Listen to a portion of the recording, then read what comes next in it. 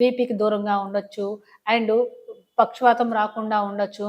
అంతేకాకుండా ఎవరైనా మీరు అందంగా ఉండాలన్నా, స్ట్రెచర్‌ని మెయింటెనెన్స్ చేయాలి అన్నా, యాక్టివ్‌గా ఉండాలన్నా, ఫేస్ గ్లోనెస్ రావాలన్నా కూడా వాకింగ్ చాలా సపోర్ట్ చేస్తుంది తెలుసా?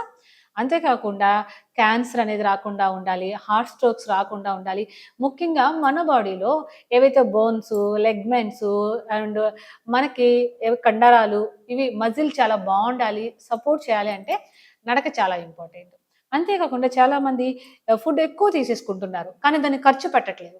ఖర్చు పెట్టకపోవడం వల్ల ఏమవుతుందంటే బాడీలో అది ఫ్యాట్ కింద స్టోర్ అయిపోతుంది. అలాంటి ఫ్యాట్ మనకి కరగాలన్నా కూడా మనం నడవాలి. ఓకే.